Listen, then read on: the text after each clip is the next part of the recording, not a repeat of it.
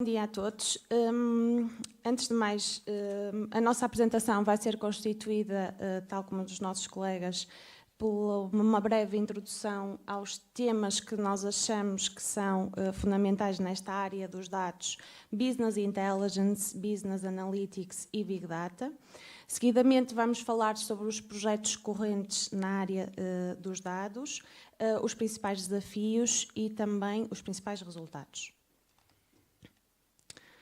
Começando então com estas definições sobre os termos de Business Intelligence e Business Analytics.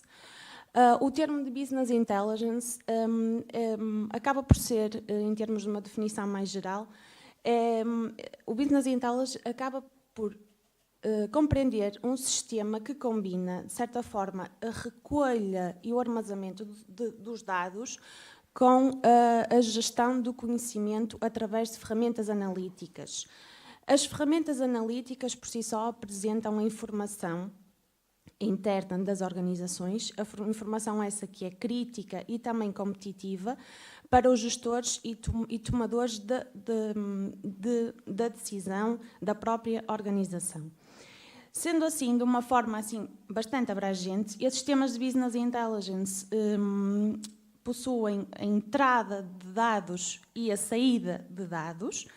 Como é que é feita esta entrada dos dados? A entrada dos dados é feita pelo processo de ETL, que é o processo de extração, transformação e carregamento dos dados das diversas fontes de dados heterogéneas que existem e, de certa forma, os dados passam a ficar armazenados num repositório integrado e centralizado, que chamamos o Data Warehouse.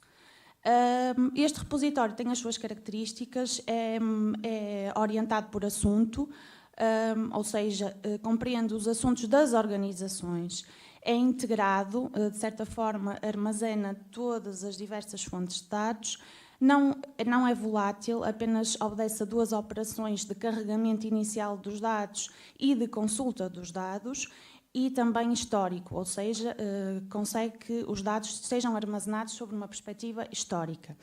Relativamente ao output, conseguimos então que os dados, depois de estarem armazenados, consigam ser através de ferramentas analíticas e também de algoritmos de machine learning ou técnicas de data mining, caso seja necessário, sejam então analisados através das aplicações. Podem ser elas reporting, dashboards, cubos OLAP, etc.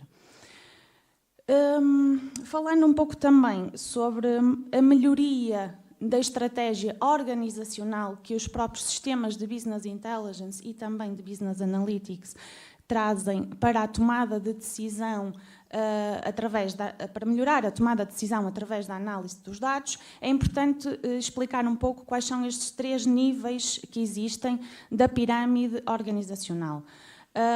Começamos pelo topo, o nível operacional, que diz respeito essencialmente a rotinas de tarefas diárias.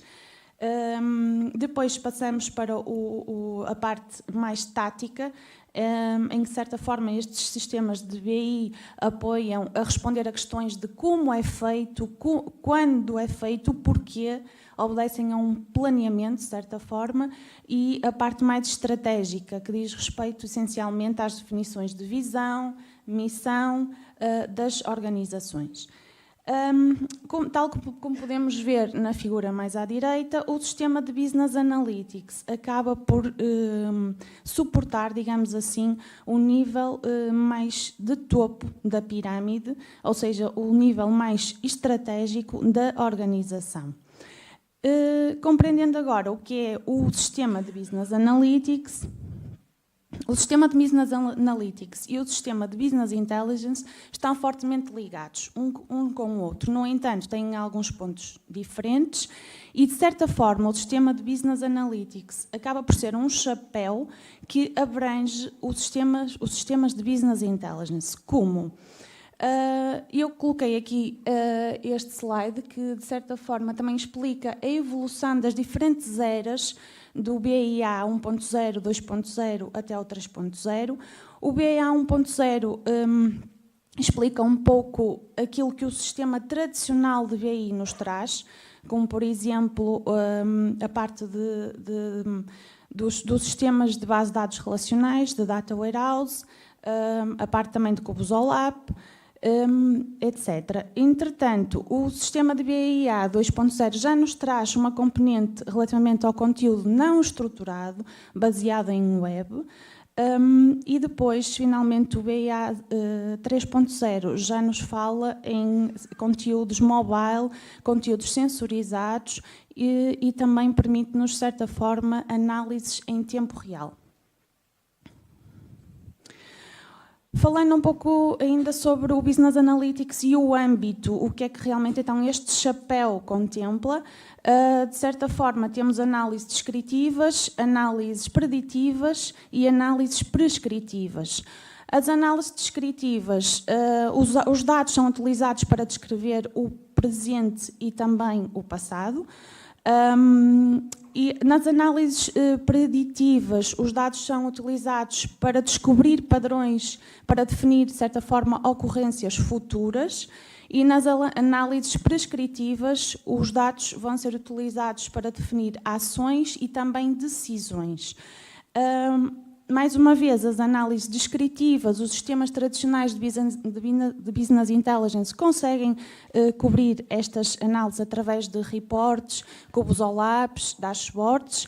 A parte das análises preditivas, as técnicas de data mining são utilizadas, de certa forma, para responder a estas questões, e nas análises prescritivas já entramos aqui em algoritmos de machine learning, de otimização, que depois os meus colegas, neste caso o Carlos Pereira, poderá explicar muito melhor mais à frente. Assim, de uma forma resumida, então, começamos por uma infraestrutura técnica de Business Intelligence, em que conseguimos, então, recolher os dados das diversas fontes de dados, conseguimos armazená-los num repositório único e integrado, e depois estes dados acabam por ser, então, disponibilizados para o exterior, através das ferramentas de análise. Conseguimos entender que há aqui um declive entre estas duas áreas do Business Intelligence e Business Analytics. O Business Analytics, de certa forma, traz-nos algumas características inovadoras que o próprio Business Intelligence não tinha, sendo elas, portanto, o volume, a velocidade e a variedade, que se caracterizam como as principais, digamos assim, os 3 Vs principais do novo paradigma que surge, que é o paradigma de Big Data, que o meu colega Carlos Costa irá explicar muito mais em detalhe nos próximos slides. Relativamente ao desenvolvimento interno dos principais espaços que utilizamos para os projetos dos dados dentro da equipa, utilizamos atividades que compreendem o roadmap de Kimball, que acabam por ser as principais atividades que nos levam desde o planeamento do projeto, a gestão do projeto, até à sua implementação e também à sua manutenção e ao seu acompanhamento. Mas destacamos essencialmente estas principais atividades que têm a ver com os requisitos de negócio e dos dados, a parte do design e da modelação dos dados, a preparação e o armazenamento dos dados e depois, então, a parte de análise dos dados. Inicialmente começámos assim de uma forma muito geral por definir os requisitos de negócio. Estes requisitos de negócios servem como input para 3 grandes atividades: o desenho técnico da arquitetura, a modelação dimensional do modelo e também o design da aplicação de Business Intelligence. Damos seguimento após a parte damos seguimento na arquitetura com a seleção de quais os produtos que realmente vão ser utilizados e avançamos com a sua instalação. Na parte do modelo, da parte do design do modelo dimensional, passamos para a próxima atividade que diz respeito ao design físico. Aqui já são criadas algumas tabelas, de certa forma, e o passo seguinte é o design e o desenvolvimento do ETL, do processo de extração, transformação, limpeza, tratamento da qualidade dos dados e carregamento. Na parte do design da aplicação, também o próximo passo é o desenvolvimento da aplicação em si, que diz respeito, de certa forma, ao front office. Todas estas atividades vão, então, finalizar na implementação da aplicação de BI, que será acompanhada durante o seu estado de vida, digamos assim, útil. Entretanto, relativamente a este desafio que tem sofrido algumas preocupações da nossa parte, da equipa, é tentar perceber de que forma esta fase inicial dos requisitos consegue ser um fator-chave, ou digamos, um dos fatores de sucesso para que estes projetos de Business Intelligence consigam realmente ter um bom rumo. Para isso, estamos a tentar que estes dois mundos, que parecem que realmente acabam por estar distantes, mas que têm muito em comum, o mundo dos requisitos e o mundo dos dados, falem um pouco a mesma linguagem entre si e que, no final, tentar entender o que é que o nosso modelo, que acaba por ser o ponto de partida, digamos assim, quando falamos com a equipa que está preocupada em implementar o ETL, o modelo dimensional, digamos assim, é criado, o que é que lhes preocupa em termos de negócio, em termos de requisitos de negócio e vice-versa, o que é que quem está na parte de negócio lhes preocupa com as questões dos dados e o que é que lhes passa pela cabeça, digamos assim, para perceber o que dados estão a ser tratados nas organizações. Pretendemos que com este trabalho, com este desafio, que seja desenvolvido um processo orientado ao negócio e aos dados e que no final, de certa forma, o nosso modelo de dados, em termos de design, consiga ser um modelo altamente orientado ao negócio e às questões do negócio das organizações. Passando agora a palavra ao meu colega. Obrigado, Juliane. Cabe-me a mim garantir que chegamos ao coffee break a tempo, então. Ok. Portanto, hoje em dia, com o constante uso e os avanços da tecnologia da informação, nós hoje em dia sentimos um aumento do volume de dados, da variedade e da velocidade desses mesmos dados. Portanto, este fenómeno nós conhecemos como sendo o fenómeno de Big Data. Portanto, Big Data não é nada mais, nada menos que dados que causam significativas dificuldades às tecnologias tradicionais de armazenamento e processamento. E, portanto, estamos perante uma mudança de paradigma. Não estamos só perante uma buzzword, estamos a presenciar fontes de dados mais granulares, mais desafiantes e também, para isso, precisamos de novas técnicas, de novas tecnologias para extrairmos valor desses dados. E, oxalá, gerar mais eficiência para as organizações, gerar novos produtos, novos serviços baseados em Big Data e, consequentemente, criar mais valor e mais vantagem competitiva para as organizações e para a sociedade. Isto em vários contextos, estamos a falar saúde, governo, retalho, produção e cidades.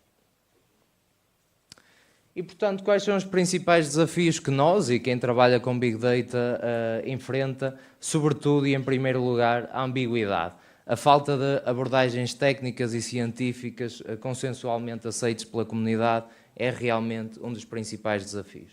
O segundo, que eu gostava de destacar, é novamente a ambiguidade. Portanto, muita tecnologia, vocês irão ver mais à frente, e nós não conhecemos bem o papel delas muitas das vezes, e benchmarking é preciso, e portanto a ambiguidade volta novamente a ser um ponto, também aqui como terceiro grande desafio. Porquê? Por causa da falta de skills e know-how nas equipas de IT das organizações atuais, que estavam perante o paradigma tradicional e agora não conseguem fazer devidamente a transição para o paradigma Big Data. Mas agora num tom mais sério, em termos de desafios mesmo associados ao Big Data, estamos a falar realmente de perceber o papel de cada uma das tecnologias. Cada um está-nos a tentar vender o seu produto, seja ele comercial ou open source, e nós como profissionais da área devemos conseguir distinguir o lugar de cada tecnologia em cada sistema e em cada arquitetura. Estamos também a falar de perceber os bottlenecks num sistema de Big Data, em termos de armazenamento, planear o armazenamento, o particionamento, a replicação. Em termos do processamento, abordagens disruptivas como os Directed Acyclic Graphs e o paradigma Map Reduce ou MPP, e, portanto, novas técnicas de processamento e também novas técnicas de gestão de rede e transferência de dados entre máquinas, porque estamos a falar em sistemas distribuídos, em sistemas altamente complexos. E, sobretudo, e eu gosto de destacar muito esta parte, porque é algo da nossa investigação também, é a criação de modelos de dados adequados para as aplicações. Portanto, existe um mito entre a comunidade que Big Data é schemaless, não tem schema. Isto é muitas das vezes um mito, porque a maioria das tecnologias, das aplicações, é estruturada ou semi-estruturada. Estamos a falar de dashboards, reports ou KPIs e, portanto, os vários modelos de dados, sejam eles de que tipo forem, têm de ser devidamente planeado na mesma. Agora, a diferença é com alguma flexibilidade, não totalmente não estruturados. Existem aplicações não estruturadas, mas a análise estruturada ainda é a mais predominante. E eu falei de muitas tecnologias e aqui estão elas. Portanto, estamos a falar do portfólio de tecnologias, e são só algumas, não estão todas levantadas nesta figura, e portanto estamos a falar de coisas deste género. E muitas delas são concorrentes e fazem a mesma coisa. Nós aqui no EPMQ, no CCG, já trabalhámos com um portfólio até relativamente extenso. Estamos a falar sobretudo no ecossistema Hadoop, tecnologias Spark, ferramentas de visualização de dados e as bases de dados NewSQL e NoSQL também. Portanto, sistemas distribuídos que garantem escalabilidade e flexibilidade. Em termos de áreas e projetos do EPMQ, aqui a Juliana irá falar um bocadinho novamente sobre isso. Assim, de uma forma muito geral, as principais áreas que temos contribuído, então, na indústria 4.0, através na inovação industrial, contextos de grandes quantidades de dados em que são tratados, recolhidos, tratados, armazenados, através de processos de negócio e ambientes sensorizados. Em contextos de smart cities, temos contribuído para enriquecer os ecossistemas nos serviços que são prestados pelas Smart Cities através da mobilidade, essencialmente, e também energia.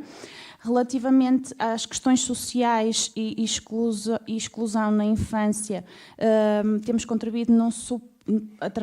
contribuído em projetos para suportar algumas organizações relevantes sociais, culturais e económicas através da extração do valor que se consegue sobre o Big Data, na parte social, e também na detecção de fraude, através de a atuação através de ambientes com grandes quantidades de dados e heterogéneos de interações, telecomunicações e utilizador. Relativamente à nossa contribuição nos projetos, tivemos então uma contribuição desenvolvendo uma plataforma de Business Intelligence no projeto com a parceria entre Bosch e o Minho, relativamente, em que já está 100% finalizado. Relativamente ao próximo projeto, estes próximos projetos ainda estão a decorrer. A nossa contribuição passa na Ovione, essencialmente, pela criação de um cluster de infraestrutura, digamos assim, de Big Data. Relativamente à parte do TextBoost, também contribuímos com a criação de toda a infraestrutura dos dados para que a equipa de Machine Learning consiga, de certa forma, depois consumir os dados para a criação dos algoritmos. E relativamente ao projeto da IRMDA, que ainda está no início, mas iremos contribuir com uma arquitetura do ETL para as questões, neste caso, de Big Data também. Vou passar a palavra agora ao meu colega. Pronto, só para não terminar sem falarmos daquilo que realmente fazemos, nestes projetos que virão aqui, nos próximos projetos em que iremos iniciar, estamos a falar de, sobretudo, propor arquiteturas state of the art para resolver problemas complexos em ambiente Big Data, usando processamento e armazenamento distribuído, a modelação de repositórios de Big Data, como falei há um bocado, com modelos de dados adequados e, sobretudo, o desenvolvimento de aplicações analíticas. Sejam elas, por exemplo, visualização de KPIs interativos para percebermos a performance da organização e os gestores conseguirem visualizar em tempo real o que está a passar na organização, sejam dashboards mais exploratórias em que conseguimos extrair padrões, interagirmos com os nossos dados para percebermos melhor o nosso negócio, ou por fim, e aqui sobretudo também uma área que estamos a explorar internamente, que é a inclusão de resultados preditivos, prescritivos nos próprios artefactos. Criarmos serviços de dados inteligentes para não ficarmos só a olhar para o passado, olharmos também para o futuro, integrarmos os contributos dos nossos colegas de Machine Learning nos próprios artefactos de dados, nas interfaces, para criar uma bola de cristal, digamos assim, para as organizações. Portanto, muito obrigado a todos. Da nossa parte, é tudo.